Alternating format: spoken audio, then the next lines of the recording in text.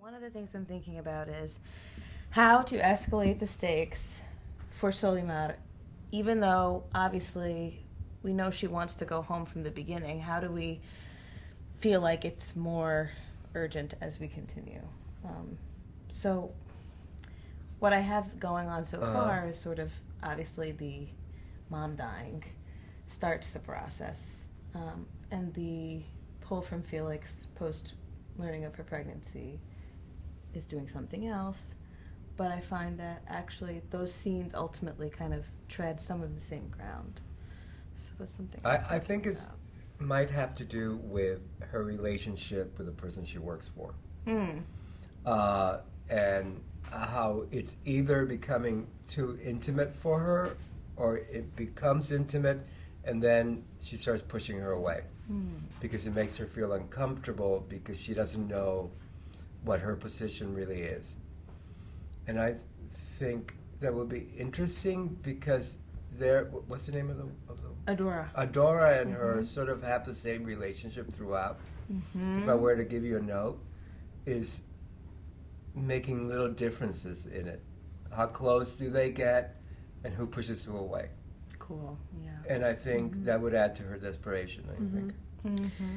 Right, and it's interesting that she must also observe Adora's changing relationship with her husband. Right. And how marriages fall apart over time. I wonder if she fears that for her own. Right. It's also interesting the political situation that Liliana keeps talking about. In her imagination about is there escalating violence, and does that make her worry more? Right. Right, I think that's good too.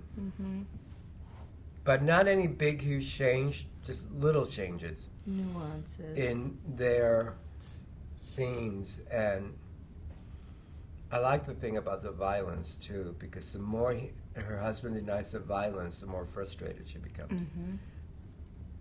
Maybe, what's the name of I always forget her name, of the woman? Adora. Maybe at some point Adora asks her, sees something on TV and says, doesn't your daughter live there?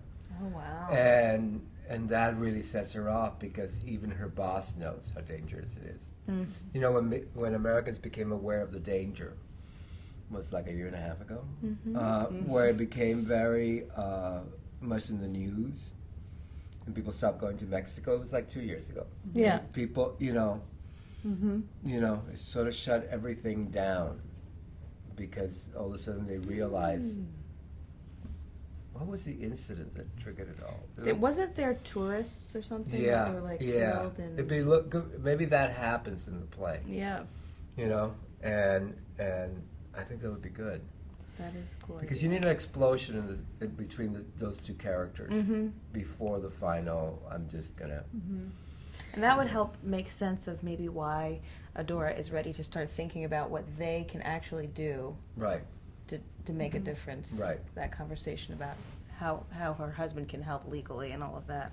Right. It's interesting that Adora brings up the Dream Act, and also Felix brings up the idea of children being made legal and being able to go to school. And I wonder if there's any, at the same time as there's that possibility happening in the United States right now, there's plenty of people fighting it. There's plenty of people saying, no, deportation's going to get harder. We're going to be stronger on them. Does that fear ever come into Solimar? Yeah. What's the husband's name? Hal. Al. Hal. He could decide that. There's no way they're ever going to be legal. What you just said. Felix. Yeah, and Or no, Hal. Hal, and then that's why we're going to get rid of her, because not only is it just hurting me personally, this is going to explode, and it's not going to explode in front of my face. You know? Right. Yeah. Yeah. There's also that moment when Felix grabs Solimar. It's the moment we've been working on in auditions quite a bit. That she must realize at some point that his son, he's assuming it's his son, is actually more important to him than her. Yeah. And I get that from the play. But if it could be... Well, is that helping her reason to want to leave? Oh, yeah, it does. I mean, I get that from him, but you're saying it, that she realized it. Yeah. Yeah. Just as much as Hal can erupt at Adora, is Solimar seeing that possibility in Felix, that he would kill her to save his son. Right. Right. I think that's good. Yeah. Yeah. Wow. Really good. Yeah, that's what happens when you... Ask questions on camera. It's a really good question. Yeah, that's a really good question. Okay. Okay. So I was also thinking about Felix being an economics professor. My husband and I were talking about that and how that maybe informs the way he's sort of pedantic with Solimar sometimes.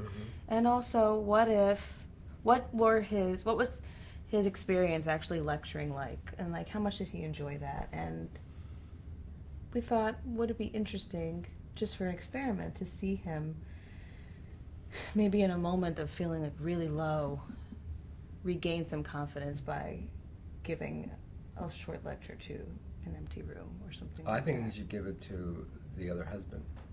How? Let me tell you why. Okay. Because there was this guard at Paramount from Latin America, and everybody ignored him, right? But I started talking to him.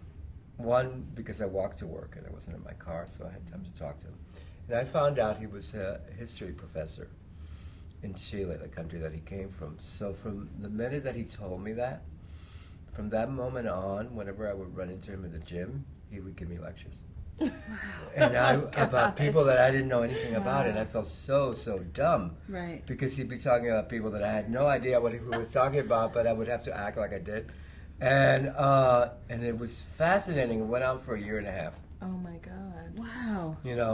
That would be so interesting if it were like Hal sort of encouraged him to share that, but then Yeah. it became so ongoing that it was like another reason for Hal to be like, Right. you guys And have to people go. do that because they feel like, oh, you see who I am, so I'm going to really tell you who I am. Because most of the time, people have to be invisible, I'll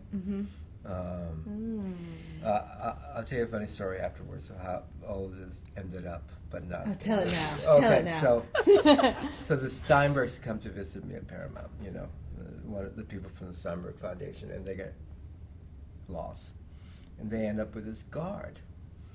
And they said, we're looking for this person, Eduardo Machado. And he goes, oh, him, he's the greatest person on earth.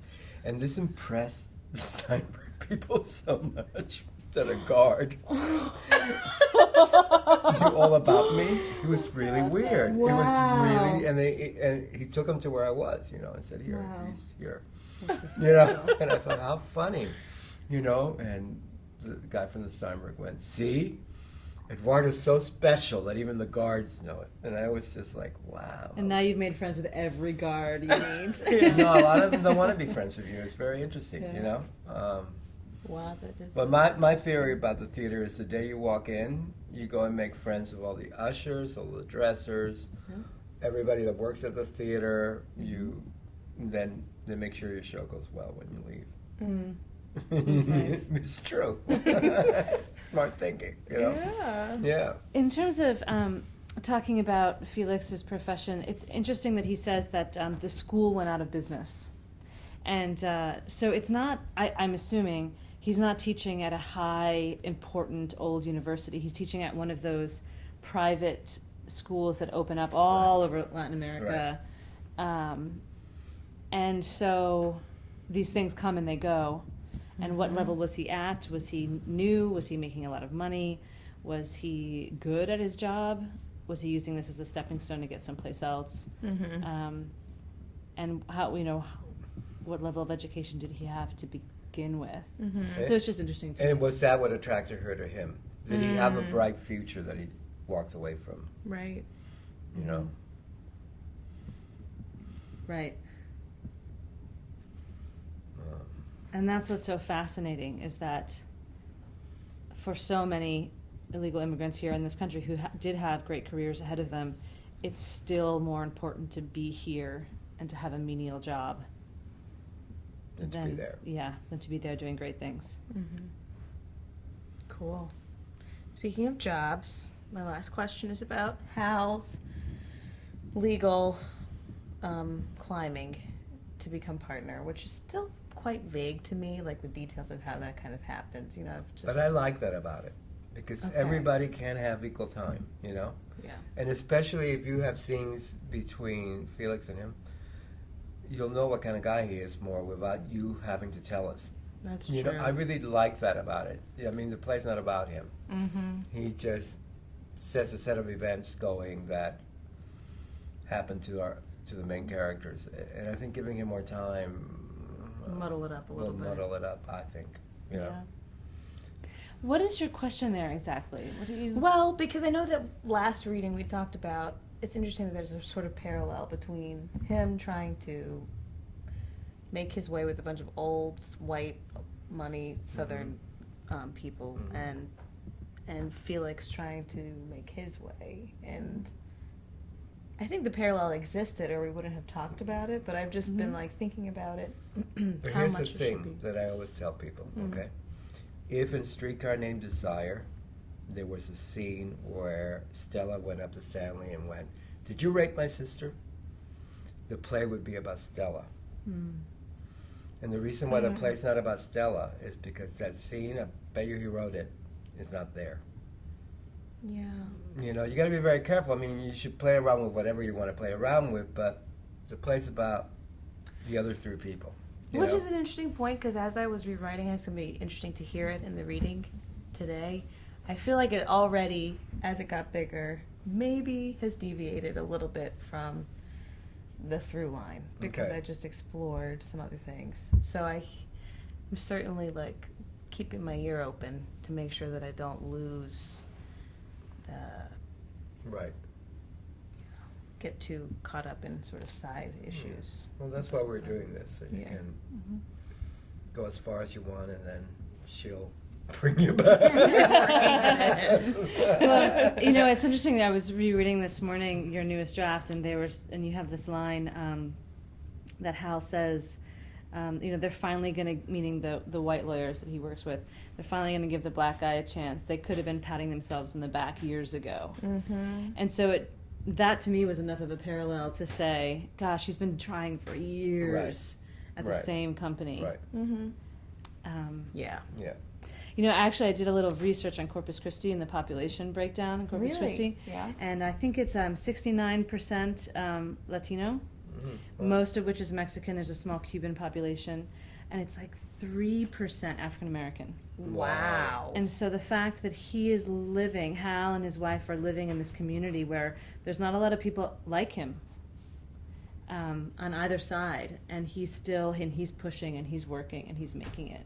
That's really interesting. And if attorneys and big law firms want attorneys who will look like their clients, they must really believe in him. He must be Right. working really hard, Right. because how many black clients do they have? Right. So, Right. Great. Thank you You're welcome. so much. thank you. Cool. Thank you.